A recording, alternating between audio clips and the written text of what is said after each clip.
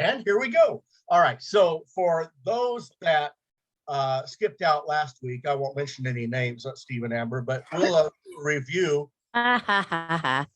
Sorry. We'll do a review just real quick. But let's read the scripture here that we've got. Wow, I'm having all kinds of problems here. There we go. Okay. You guys can see my screen okay? Because it looks different on my end. Yeah. All right. I see it. Okay, so Proverbs 24, 30 through 34. I went by the field of the lazy man and by the, Mary wanted back in, by the vineyard of the man devoid of understanding. And there it was, all overgrown with thorns. Its surface was covered with nettles. Its stone wall was broken down. When I saw it, I considered it well. I looked on it and received instruction. A little sleep, a little slumber, a little folding of the hands to rest. So shall your poverty come like a prowler and your need like an armed man. So last week we talked a little bit about, how in the world did a lazy and ignorant man come up with a vineyard to start with? And there were some ideas that maybe he'd been blessed with it, and we talked a little bit about, well, why did it get broken down? Now we know it says he was lazy, but maybe there was some other reasons it got broken down. We talked about, hard times may have hit him, maybe an illness or something may have happened in his life that just caused him to lose focus, maybe, and not take care of what he had been blessed with. Isn't it true that life kind of has a way sometimes of beating us down? Does anybody else experience that, or just me? Yeah, I see one hand. Okay. All right. I hear. Yeah, Yep. it's just the way life is. Sometimes it just beats us down and we lose focus, So this week I want to move on a little bit further in the scriptures here and talk about a little bit about the wall itself, maybe. But so let's move on. Let's talk about first. Notice how it says that it was all overgrown. It doesn't say just a part of it, but it says that it was all overgrown. Now, those of you who are gardeners, what lesson in the natural can you receive from this? Or can you relate to, I guess?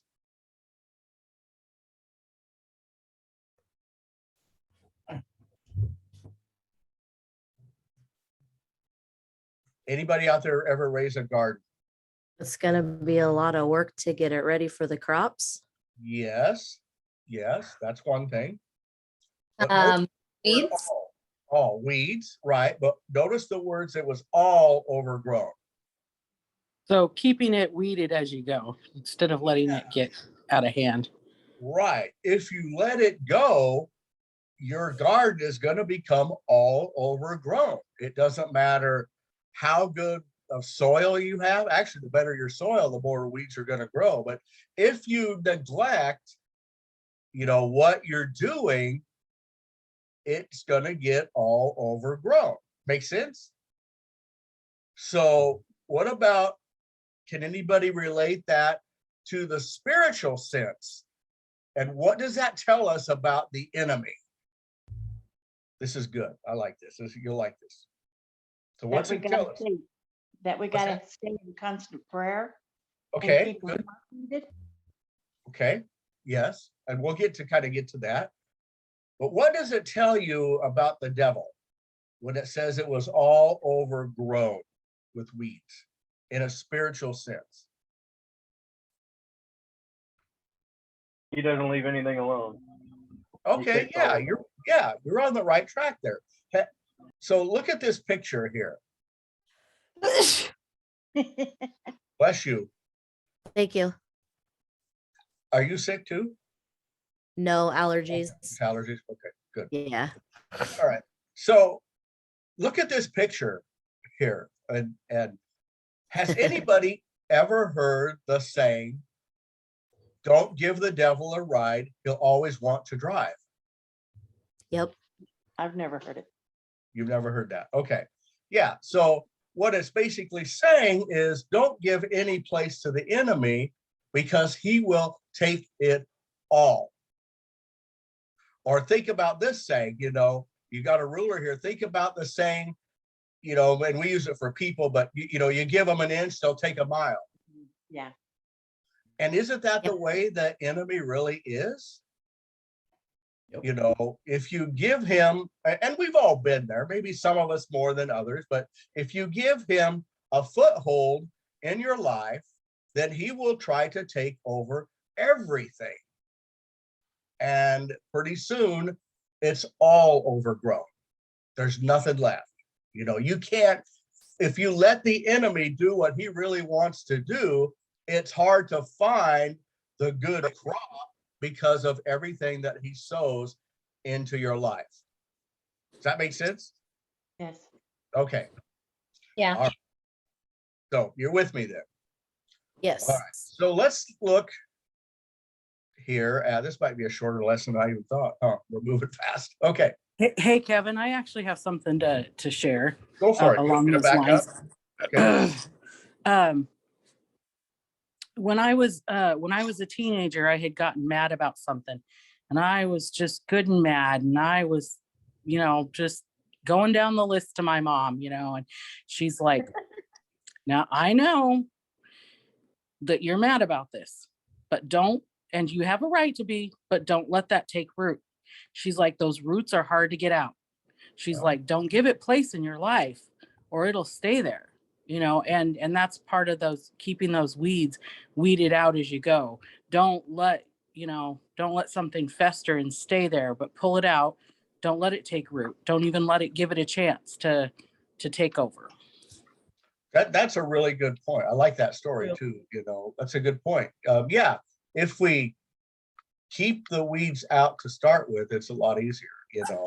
And I mean, I'm surely somebody else has experienced the opposite here. You know, when you give him an inch, he'll take a mile. I know I have, you know, and it is really tough at times, you know, and he's very persistent, you know. So good. Anybody else have a story along that line? Something to share before we move on? I was just going to tag on to what Mary was saying, with talking about, like, you know, she had the right to be mad. We can't control some of the thoughts that come into our heads or some of the circumstances that just happen to us, but it is our choice whether we dwell on it and whether we allow that to take root.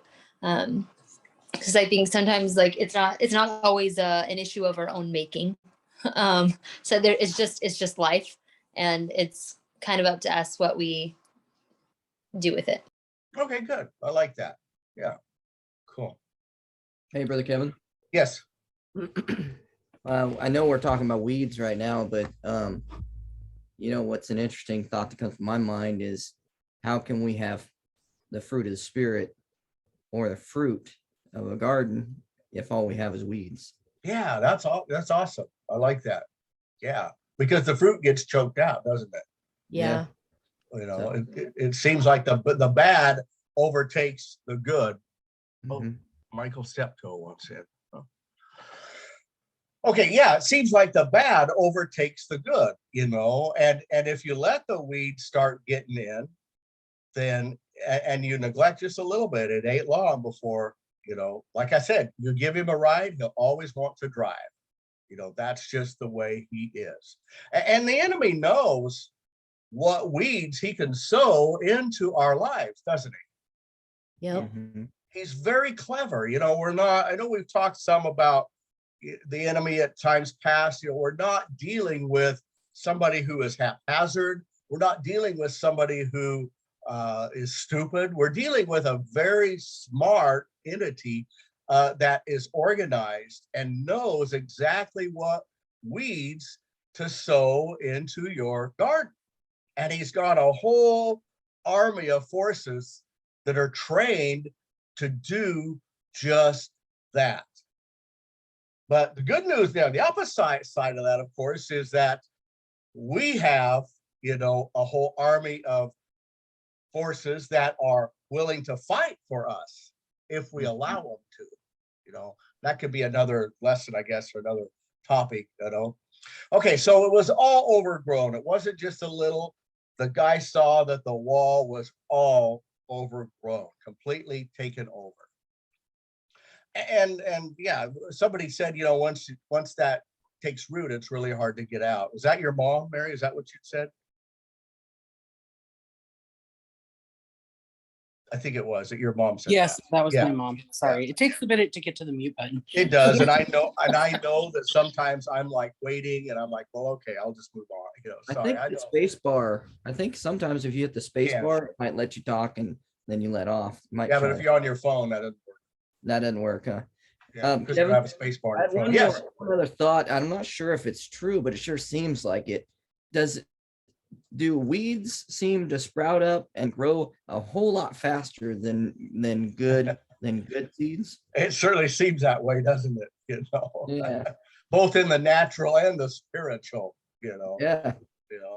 And man, I mean, have you ever seen a weed grow out of a sidewalk or something? It's like, how Oh, yeah. could that grow there? Yeah. Mhm. Which is, oh boy, I never thought about that. That's really a good lesson. We might think that we're impenetrable from the enemy, Yeah. but if there's just the slightest crack, he Yep. sees it and he'll attack that, Yep. and so, yeah, good.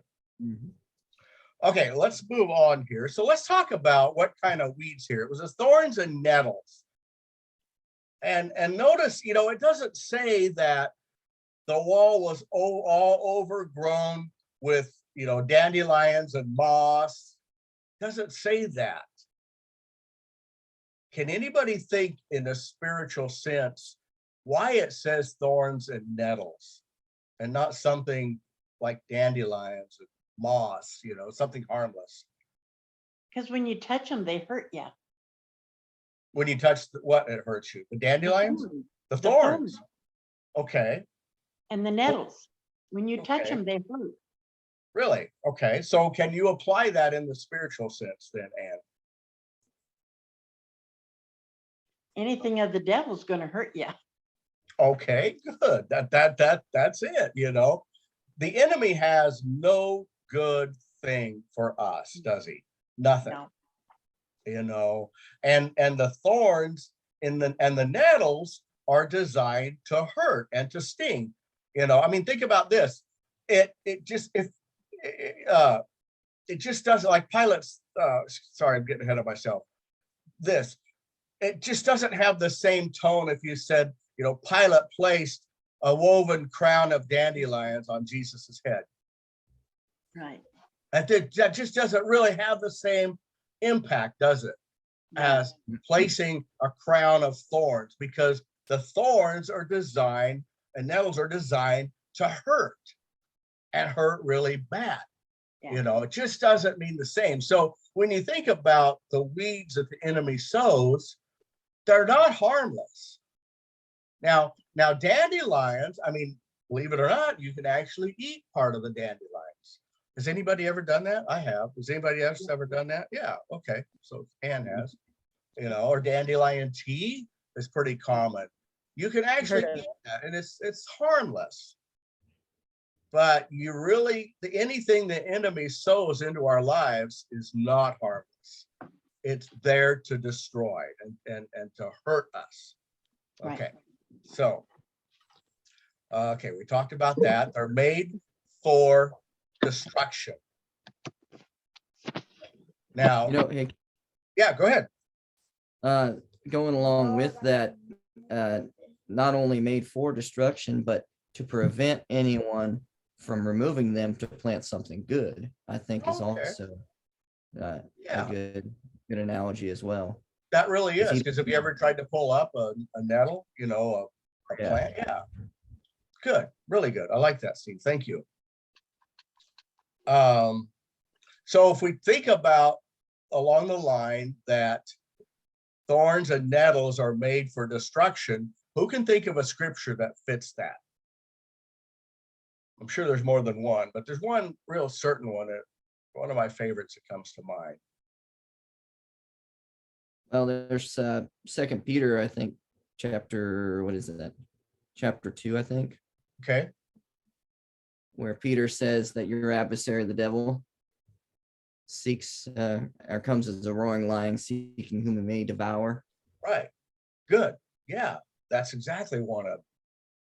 And there's the enemy comes to destroy, but in the same verse, it also talks about how Jesus comes to give life more abundant. Right. John 10 and 10. Yeah. He comes to steal, to kill, and destroy. He has absolutely nothing good that he wants to give us. His sole purpose is to destroy us. Okay. So let's think about this. Let's take this just a little further. Can anybody name some of the things that the enemy uses as a thorn and a nettle to jab and sting God's people? Each other. Now that's really sad, isn't it? I hadn't thought about that. That's Yeah, good. it's I like really that. unfortunate. That's good. What, elaborate a little bit on that. You know, what do you mean? What, how does he use other people? So specifically, I've been wrestling with one of our friends is like anti-church right now because of stories of other people getting hurt, and they're really unwilling to talk about it with anybody in a constructive way. And so the tension that's there of wanting to help them and them being unwilling to take help because of other church people who've hurt other people. And so it's that tension that brought that to mind, and that, you know, there's definitely pricks and thorns in that. So Right. Now that's really an interesting scenario. So this person themselves wasn't hurt. They saw somebody hurt somebody else. that is my understanding. Right. Yes. That's kind of unique because usually it's, you know, somebody gets hurt by somebody else. They're the ones that turn away. That's interesting. I've Wow. heard a lot of people say the same thing to me as well, Kevin. Right. I mean, I've heard of, like, you know, people doing things that aren't right that turn people away from the Right. church, but hurting somebody else. Interesting. Really, in my opinion, what it is it's an excuse. It really is in a lot of ways. I think a lot of times for some people. Yeah. It's also a current societal shift. There is this it's a victimhood thing. It's a lot of taking the current culture and applying it to the church. Not to say the church is perfect, because I know there's a lot of issues, but it's basically saying we give up on this system because it's just a system, and you just use the system to hurt people. And it's like Steve said, it's a lot of excuses, and there's a lot of over application of what's going on in society as a whole to it. And so it's been heavy on my mind. That's why it came up the first thing for me. Yeah, no, that's awesome. Well, thanks for sharing. Okay. Anything else? What else does the enemy use to just jab you, or maybe not you, or but somebody else, just poke you and sting you? And Temptations. temptation, good. Yeah, hate. Hate, Mhm. good. I think Anything. that's one of the big things right now is there's cultures, you know, groups that are really pushing this whole hate stuff and making it worse, in my opinion, than what it was before. And so that's kind of the thorns we're talking about, and the needles and stuff, you know, really being put into our culture, like Sierra's talking about. Like, you mean like the Black Lives Matter and the riots and the destruction? Well, I think to be honest, there could be hate on both sides. I mean, in a lot of Okay, different, you're right. there is a lot of violence. We do see Black Lives Matter and the Antifa, like Yeah. up in Portland, we just heard they burned down $500,000 worth of stuff Right, I guess a destroyed. few days ago. Yeah. Just you know, like Portland is basically like a dumpster on fire almost, or something Right. going on up there. It's crazy, but that's the kind of stuff that's the fruit of what we're talking about with these with the devil's weeds and thistles and thorns. That's true. Yeah.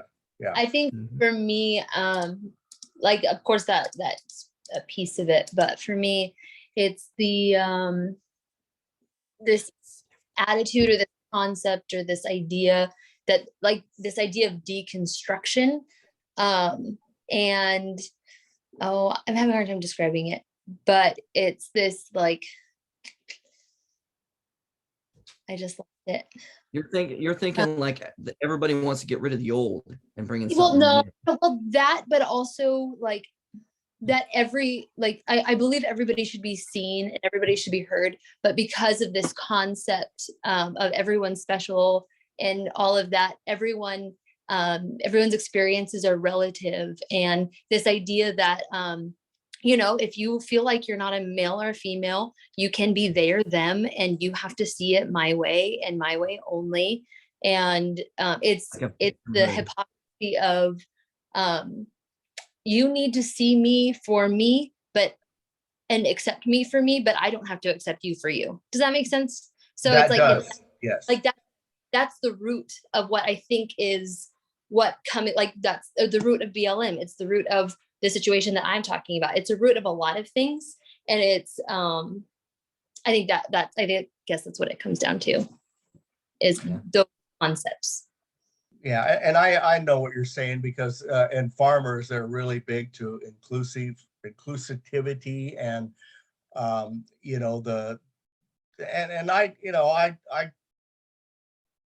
have feelings that I want to reach everybody. I don't care what they identify as. They're a soul, they're a person, but they've even encouraged us to change our email. Like one of my coworkers changed his email, so it's got his name, Joshua, and then it's got he, him, his. And I'm like, what in the world? But they're really pushing stuff like that, and Yeah. non-binary.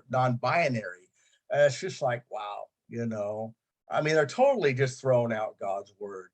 There's no Yeah. regard for it. It's just like, it's sickening, Well, it's chaos. It's really chaos is what that kind of stuff. I understand when people are struggling with mental things or whatever it might be they're struggling with, but man, to allow that to be the rule of the culture, that everybody's a victim and everybody's owed this, and if you don't do what I say, then you're a hater and you're a bigot, and all Right. this. It's what the enemy wants. He wants chaos. Oh, I think absolutely. there is part of it is there's a huge push for everything is trauma. Like there is trauma, and there is major trauma that has to be dealt with, but it's a turn towards, well, if you've experienced this, then it must be trauma. Or if you've experienced this in your relationship, then you've been dating a narcissist. And if your family is toxic, you need to cut all ties with them, and you need to set these boundaries. And if somebody crosses them, cut them out of your life. It's all of those things, and it's very dangerous, I think. Yeah, I agree. It's interesting. Everybody has trauma. That's just life, Yeah. but yeah. Yeah, exactly. Sierra, it's just like Jesus said, that it was father against son, mother against daughter, all these that they will be divided. It's exactly like Jesus said. Yeah, that's true. Yeah, that's true. Okay, so let's talk about, let's narrow this down a little bit to us. Sometimes we can deal with things like bitterness or unforgiveness or jealousy, even in the church. We can get offended, easily offended, and it's really hard. The thing about the thorns and the nettles, I want you to think about the enemy. When a thorn or a nettle, when you get stung by that, even after you pull that nettle out, do you know what still happens? It still hurts. And So think about that. Even in our lives, sometimes people can hurt us, and we should get rid of this fly. We may have forgiven them, but sometimes that memory may come up and it still may hurt. And if we're not careful, the enemy will see that and will come back, and drive that nettle or that thorn right back to where it was. Does that make sense? oh yeah. I mean, we may have had people hurt us.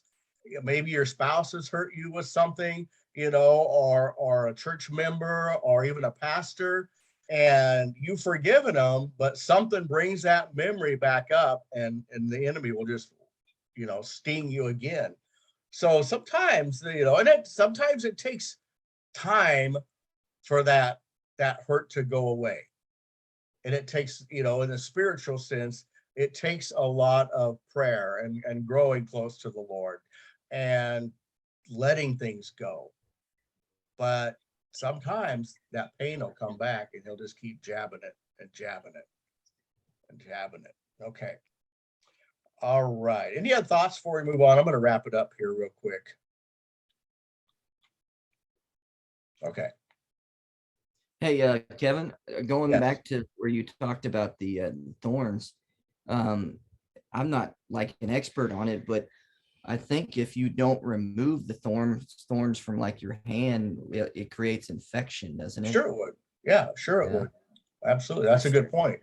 That's a very good point. Yeah, and it gets worse and worse and worse, Mhm. And so you all heard about unforgiveness, how that destroys you, not the other person, or bitterness is like taking poison and waiting for the other person to die, So yeah, that's a really good point. I like that. Thank you. Okay, let's see here. Why did we kind of answered a lot of this. Why did the thorns and the nettles take over? Because the person wasn't taking good care of the garden or the vineyard. Right. We applied that spiritually. We kind of went over that. Okay, so I'm going to cover this real quick, then I'll wrap up. So the since the thorns and the nettles were there, but what else was happened here? What else happened due to the neglect of the vineyard and the field? Something else happened. It told us in the very beginning. It killed all the good. Okay, no, let's back up a little bit though. Think in a bigger picture. The wall was broken down, wasn't it? Yeah. The wall was broken down. Think about that. The wall was broken down. So what does a wall do? Keeps things in or out. Keeps things in and out. Good. Or out. Good. Yeah. What else? Anybody? Keeps Sometimes things it, separate. Go ahead. I was gonna say sometimes it's used to like brace something or hold something up. Oh, okay. Good. Okay. For protection. Protection. Yes, absolutely. Okay, so let's look at some scriptures here. One of the things a wall does too, and Ann kind of alluded to this, it keeps out unwanted guests. A wall also provides peace of mind, right? Don't you feel protected when you're on the right side of the wall? Yep. It minimizes the amount of trash that gets into the garden or the weeds, and it cuts down on the weeds. Okay, so let's look at some scriptures. If somebody has a Bible, read Proverbs 4:23. Anthony, is he still with us? I don't think he's still on. Yeah, he is. There he is. Yeah, I'm still here. Do you can you read that? Yeah, give me 1 second here. Oh, okay, no worries.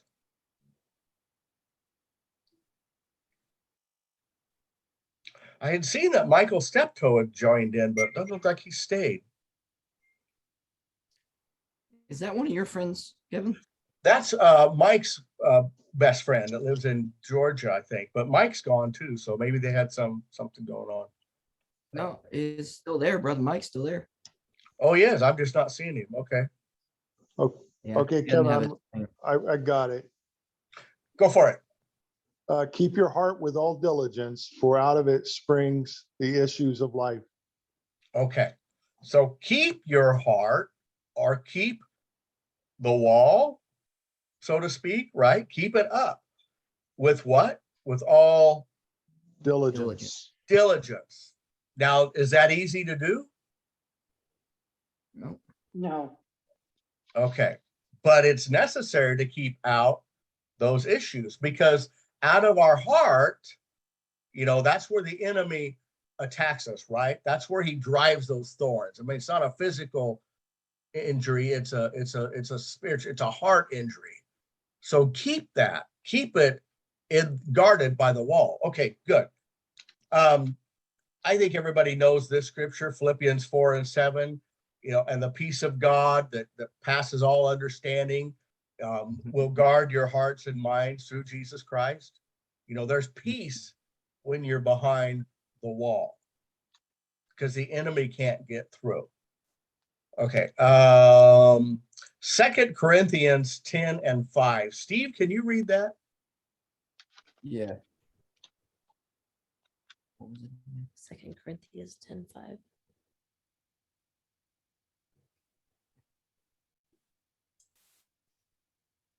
Okay, 2 Corinthians 10:5 says, casting down imaginations and every high thing that exalteth itself against the knowledge of God, and bringing into captivity every thought to the obedience of Christ. Right. I think it was Sierra that talked about the thoughts, Isn't it interesting that this scripture says casting down imaginations?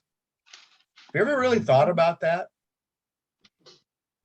Like, let's think about fear. A lot of the things that the enemy puts in our minds that we're fearful of never happen. Yeah. It's more of an imagination.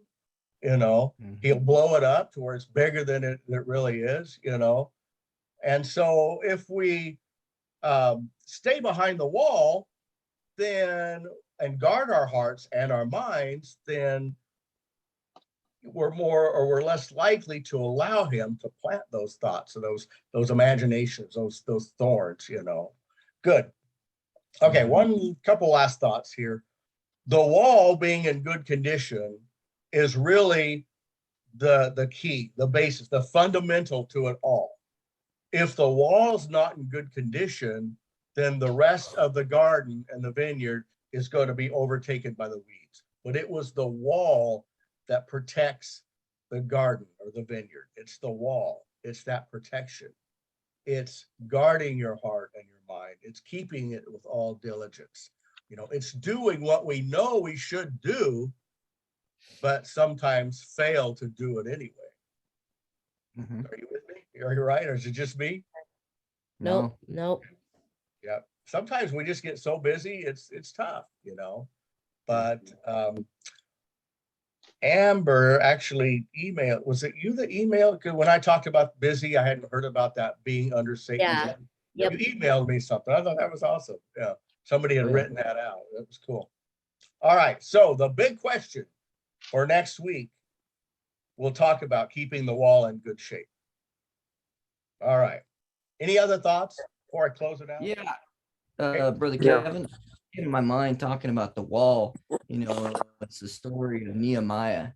And I believe it was Nehemiah that was when he had heard that Jerusalem, the walls around Jerusalem were demolished, and it was just ransacked with all these thieves and just overrun with all this horrible stuff, and the glory of the city was no more. It really grieved him, and that's when the king, who loved him, asked him, what's going on? Why are you so sad? And then that's when that began, the whole thing, to where he sent him over to rebuild the walls. That's the first thing he had to do, right? Was Right. to rebuild the walls to get the protection before he could even build up anything inside, or start a garden or do anything like that. You had to keep it protected, like you were talking about. Right. So Good. that was just a thought came in my mind. No, that's a So, great thought. Good analogy with Nehemiah on the wall. I like that. Love that story. So cool. Yeah. Well, I have a unique position being a pastor. In the years that I've pastored, there have been many times that I've counseled with people that have deep emotional problems in their heart. And I have a dear friend, he's passed away now. I know he wouldn't mind me mentioning these things about him, but he was a pastor. And he not only was a pastor, but his wife left him. I think they'd been married about 18 years at the time, and his wife left him, devastated him. And it just totally destroyed, I mean, he's part of the Church of God of Prophecy, which, and divorce and remarriage and all that. We're have been in the past, been very strict on that. And he was just totally devastated. That one thing, Brother Kevin, that devastated him, it caused his whole life to unravel and become a monster to everybody else around him. He later on in his life, he wound up having an affair with a woman, and he hid it. And he was still a licensed minister, and he was receiving retirement and stuff. And so he had all these different things that were rising up in his heart. I'll lose my, I'll lose my pension from the church. Wasn't much, like $150 or something a month. But when you're on Social Security, it's a big deal. When I came to this church to pastor, he was a monster. He was just fit to be tied. And, you would not believe that. I wish there was some way that I could relate to you how that devastated his life, to where you would not recognize the man until God helped him. Everybody was around him instead of helping him, because he was so fierce. I mean, he would not let you touch him. And first Sunday that I was there in this place, well, somebody told me that he stayed at home because he, whatever reasons. I don't even want to go into that part of it. I'll try and make this really quick, but anyway, I went over to his house with one of the members of the church after church and asked him, if he was okay. And man, I mean, and I didn't even know the man. This was not somebody I even knew, Kevin, and he didn't know me. And he just laid into me for 30 minutes. I seemed like 30 minutes. I don't know. It was a long time though. And he was just bawling his eyes out. And he was blowing flames out his mouth, and hateful thoughts and hateful things. And anyway, my answer to him was, I don't feel that way about you. And it kind of brought him a little bit to a reality, of where he was at in his own life. To see here's a person that hasn't even had a chance to offend you. That's the first Sunday I was ever at that church. Right. As far as pastor and stuff. I think I'd visited there when my father-in-law was there a year or two before. But the point is that after about a year of being there and loving that man and kind of showing him, that I'm not going to throw you away if you've got problems in your life. We need to do that with people. We need to have a heart that says, you know what, you can talk to me, and I'm not going to put a gun to your head. And if you say the wrong thing, I'm going to kill you. But that's the way that a lot of times Christians are. We look down our noses at each other, and if you're not living up to the standard, then we're just going to disfellowship you and throw you out the door and don't come back. But that's not what we did. And anyway, God gloriously came into that man's heart, because I was out of, I think, 7 or 9 pastors. Even my overseer, when I went there, said this guy's a pastor killer. In other words, there was nobody that stayed there more than a year. Some of them didn't even stay a full year because he's so angry. And this man was just so, and he had been there, he had pastored there some years before. So see, he had that whole church that he had kind of the preeminence over them. Mm-hmm. They loved him. See, they didn't know me, but they loved him. But you see, then they began to see how he was treating me. And it's like, wait a second, why are you doing this to him? You don't even know him. Right. And finally, he comes to grips with this whole thing. He come over to my house, and Wanda can attest to this, bawling his eyes out. And he, anyway, long story short, it went all the way to general headquarters to Brother Tomlinson and the overseer and a bunch of different things. And God gloriously brought him out of that. And I could tell you, honest truth, I lived with that guy for a year and a half as an angry monster. He was not the same person when God helped him and delivered him from all of those things that he had got in his heart. All those weeds that had been built up in his heart, they were murdering him. They were killing him. That's the reason why he was killing everybody else, because it was Right. killing him. Wow. And I think sometimes in our lives, sometimes we will, something will fester and we'll try to push it back out of the way, and say, well, you know what? This is no big deal. I can handle it. And we can't handle it. Right. We've got to lay it at the foot of the cross and have a heart that reaches out to Jesus, say, Lord, I don't know how to forgive this, but you do. I don't know how to let go of this, but you can handle it. I can't. And let him do that supernatural thing that only Jesus can do. It is an amazing thing that the Lord hung on that cross for you and I. He that did no sin, Right. he took all of our sins upon him, and he is able to take all that sin and forgive us without him being resentful towards you. Right. I don't know. I'm sorry. I didn't mean to. That's take okay. so No, much it's a of your good time, story. but Thank you. boy, God is such a good God, Yes, he is. and just, we just got to try to not let those things, one thing go to another and one thing to another. And then pretty soon we don't even know where it all started. Right. It just, our life turns into a raging flame, of destruction. Right. Where God the help us devil, to not do that. where the devil's driving when you just intended to give him a ride. Yes. Yeah. Yeah. And not everybody's by any means to that extreme. That was a very extreme. But Right. I can tell you, honest truth, I got to introduce you guys to him when we get to heaven. You will not believe that man turned into such a teddy bear. He was so full of love. It was like, the lion, that has the thorn in his hand. Oh, right. You He's pull it ready to out. kill everybody. You get Right. the thorn out of his hand, though, man. He's ready to just do whatever and love you to pieces. And he Nice. was precious. Yeah.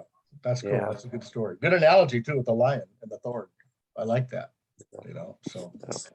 All right, I'm going to wrap it up here. So I'm going to go ahead and stop the sharing. And thought we were recording, but I guess, oh, there we go.